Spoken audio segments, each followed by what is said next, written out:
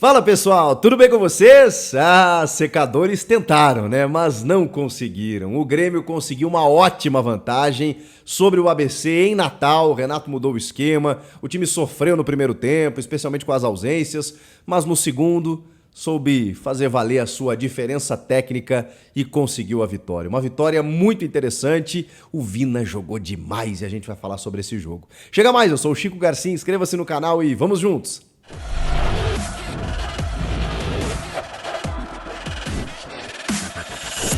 Aí teve estreia também, mas a gente vai falar sobre tudo isso. Primeiro, sobre a escalação do técnico Renato Portaluppi, que inovou diante da ausência, especialmente a de Luizito Soares, né? Que depois do título gaúcho foi para Montevidéu com a família, com as crianças, voltou só na terça-feira. Tá tudo certo, Luizito, pode descansar que na volta a gente vai precisar de você. Ele também, Felipe Carbajo, outro que foi preservado, digamos assim. Uma viagem longa até Natal, Rio Grande do Norte, né? Vale lembrar, né, que o Grêmio e o Internacional, as equipes do Sul, elas muitas vezes são prejudicadas pela logística, né? Porque estão em outro canto e não do eixo aqui, Rio-São Paulo, que fica mais fácil você ir tanto ao Sul quanto ao Nordeste.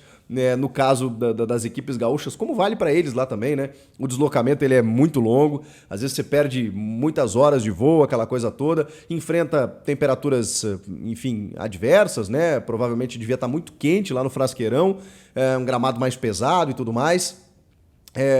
Mas o Grêmio teve que enfrentar todas essas adversidades, como é praxe da Copa do Brasil, quando você enfrenta, né, algumas equipes que não estão na elite. E olha que essas equipes estão dando trabalho por aí, hein? Rapaz do céu, hein? O Flamengo, o São Paulo, o Corinthians, muita gente sofrendo para vencer equipes ditas menores. E até o Inter, que venceu o CSA no Beira-Rio, mas depois vai jogar lá nas Alagoas, ainda terminou a atuação com vaias, para vocês terem uma ideia. Então o Grêmio, diante desse cenário, foi jogar lá no Frasqueirão contra a equipe do ABC sem o Luizito Soares. E não é que o Renato escalou um time sem centroavante, mas também tem um detalhe. O Everton Galdino seria o falso 9, o jogador da referência, pelas informações. Só que ele se automedicou.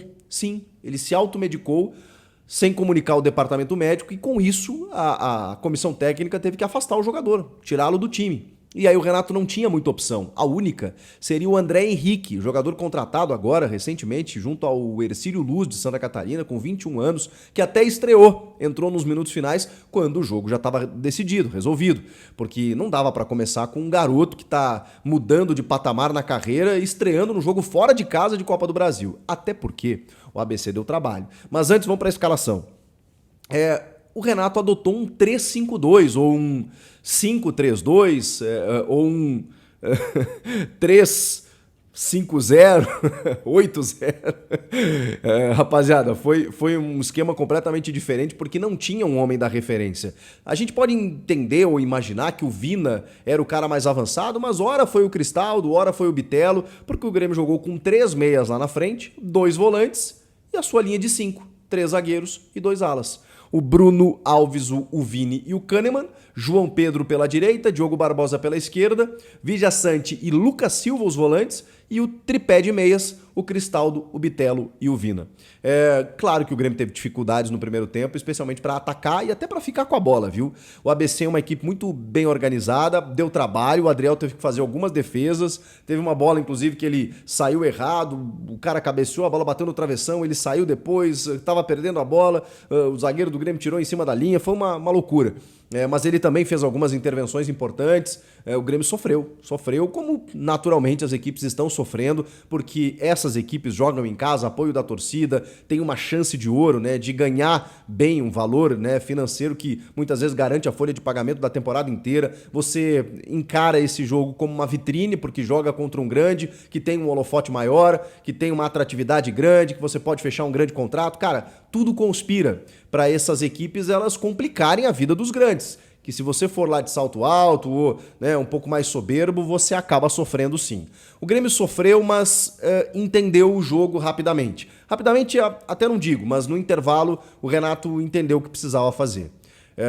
Porque assim, mesmo que o jogo tivesse complicado, que o ABC fosse uma equipe organizada, que tivesse ameaçando um pouco o Grêmio, a sensação é que o Grêmio não estava jogando. A sensação é que se o Grêmio apertasse um pouquinho, que se tivesse qualidade, que se botasse a bola no chão, poderia resolver o jogo. E eu acho que foi isso que o Renato colocou para para os seus comandados no intervalo. Porque aí o Grêmio voltou com outra postura. O Grêmio voltou tendo aquele futebol de troca de passes, jogo associativo, todo mundo se aproximando, passes curtos, muita gente chegando. E aí teve uma diferença muito clara para mim na metade do segundo tempo para o final, que é quando saem os gols do Grêmio. Física. O Grêmio sobrou fisicamente.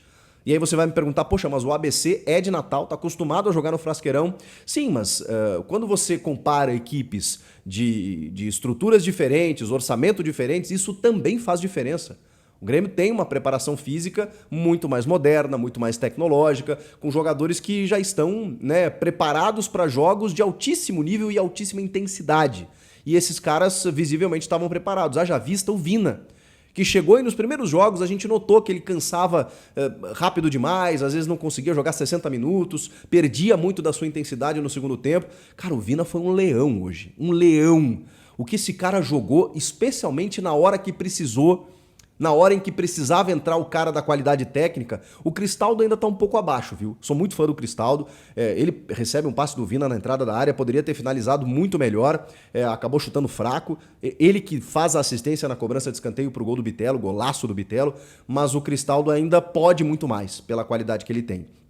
E o Vina assumiu, tecnicamente, o jogo. O Bitelo é um jogador que tem esses lampejos de craque e ao mesmo tempo, às vezes depois disso, né, erra passes bobos e tudo mais e acaba não concluindo algumas jogadas, mas o Vina liderou tecnicamente com maturidade o Grêmio do meio pra frente. Impressionante o que o Vina fez. E o gol é uma pintura, né? O primeiro gol. Porque o Vijaçante, que fez um baita jogo também, como cresceu o Vijaçante, como o Vijaçante aproveitou a oportunidade, tem aproveitado. E não se preocupem, se tem muita gente pensando, poxa, mas quem vai ser o titular quando o PP voltar, quando o Carbajo tiver à disposição? A gente precisa de 15 titulares. E o Vijaçante é um deles, e o Carbajo é outro, e o Natan, que estreou hoje, é outro. É importante você ter elenco. O Grêmio vai entrar para brigar pelo Brasileiro. Ouçam o que eu estou falando. O Grêmio vai entrar para brigar pelo Campeonato Brasileiro. Eu não sei se vai ganhar, eu não sei se vai chegar em quarto, em terceiro, em segundo, em quinto, se vai ser campeão, mas vai brigar. Brigar é estar lá em cima, brigar é ser competitivo. E para isso você precisa ter um elenco, 14, 15 titulares. A gente não vai contar com todo mundo a todo tempo. Um exemplo foi hoje, que você precisa preservar um jogador que outro. Você não pode contar com um outro jogador que está machucado. Isso vai ser recorrente. Então você precisa ter um elenco de qualidade. E o Grêmio está aos poucos construindo isso. Hoje foi visível. Porque na hora H, na hora que precisou, a qualidade entrou em campo. O Renato fez algumas trocas, uma por necessidade, né? O Lucas Silva sente o joelho, lamentavelmente no primeiro tempo, porque ele cresceu muito na reta final do Gauchão. Me parece que ganhou outro status no elenco e tem que sair para a entrada do Zinho. Ali ele já tem que mudar todo o escopo do time, né? Porque o Zinho é um ponta, vai lá para o lado esquerdo e aí ele concentra mais tanto o Bitelo quanto o Cristaldo mais na parte central para ajudar o Vijaçante. Isso acontece ainda no primeiro tempo. Lá no segundo tempo, aí ele coloca o Tomás Luciano na vaga do João Pedro, que poderia ser um jogador até mais utilizado na temporada, mas é que o Tassiano começou a entrar como lateral, vocês lembram? O Renato preferiu a experiência. Saindo o Tassiano, o Tomás Luciano está ganhando mais espaços. O Natan entrou no lugar do Vina, o Vina cansado já depois de ter corrido muito no segundo tempo, e aí o Natan fez a sua estreia, mas jogou poucos minutos. E o André Henrique entrou na vaga do Cristaldo, esse jogador que eu disse que foi contratado junto ao Bercílio Luz, que pode ajudar como centroavante, mas não ia entrar numa fogueira, né? Com o jogo resolvido, entrou nos minutos finais só para ganhar minutagem, para sentir um pouco, né, o peso da camisa, sentir um estádio, sentir aquela coisa toda, aquela emoção de entrar em campo, e isso já vai dando uma soltada no cara, né? Daqui a pouco ele vai conseguir ter muito mais leveza para jogar futebol. E o Grêmio ainda busca, né, um substituto para o Soares que não seja o André. O André é uma aposta, né? A gente não sabe o que ele pode entregar, é muito jovem, veio de uma realidade muito diferente. Então o Grêmio busca ainda um centroavante de uma linha intermediária entre o André Henrique e o Luizito Soares. Mas de qualquer forma, o Grêmio resolveu o jogo do jeito que precisava resolver. Jogou bem? Não necessariamente. Fez o que precisava fazer? Sim. O resultado era o mais importante? Óbvio. Mesmo assim, quando o Grêmio fez aquilo que sabe fazer, que é jogar com a troca de passes, com a aproximação, com o envolvimento do adversário, dominou o jogo. Dominou o jogo e poderia ter feito mais se realmente um pouquinho ali na reta final a perna não tivesse mais cansada e os jogadores tivessem aproveitado mais alguns contra-ataques, porque aí o ABC se lançou para tentar diminuir um pouco, né, e diminuir o prejuízo. E o Grêmio poderia muito bem ter feito até mais um gol, um terceiro ou um quarto gol. Isso não aconteceu, mas está tudo certo. Teve um problema de arbitragem? Teve. O árbitro era o Rafael Claus e a árbitra a Daiane Caroline Muniz. No primeiro tempo tem um cruzamento que vem do lado esquerdo e o Kahneman está atrás do centroavante, do Felipe Garcia. A bola bate no braço do Kahneman que está aberto. O braço está aberto. Normalmente esse lance é pênalti. O VAR analisou, mas curiosamente pediu um tempo para revisar e não chamou para revisão. Isso me chamou a atenção. A Daiane provavelmente, junto dos assistentes lá na cabine do VAR, eles devem ter analisado de que talvez houve uma bola inesperada, talvez pelo desvio, né, do jogador que está à frente do Kahneman, esse lance não seria considerado como infração. O curioso para mim é não ter chamado o Claus, porque trata-se de um lance polêmico e interpretativo, para que ele analisasse junto ao monitor. A decisão final ela tem que ser do árbitro de campo.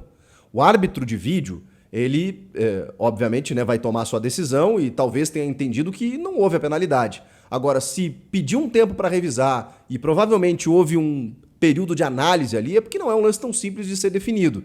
Talvez o ideal fosse chamar o Claus para que ele avaliasse no monitor. Eu até vi que teve uma conversa, porque o Claus chega a falar alguma coisa e tal. Não sei se eles debateram sobre o lance, porque o Claus também viu o lance no campo.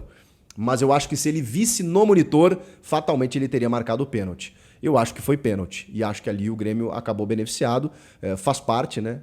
Não é sempre que a gente é prejudicado ou beneficiado, acontece, os erros acontecem para lá e para cá, mas acho que ali o pênalti tinha que ter sido marcado. Mas o mínimo que tinha que ter acontecido era o VAR chamar o Claus para revisão. E aí, se ele visse no monitor e entendesse que não houve, tô curioso até pelo diálogo, né? Se a CBF liberar esse diálogo da cabine do VAR com o Rafael Claus para que a gente chegue à conclusão do porquê esse pênalti não foi marcado.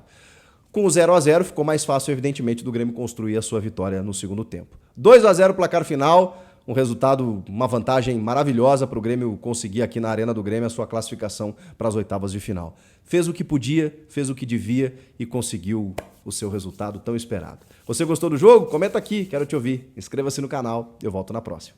Tchau!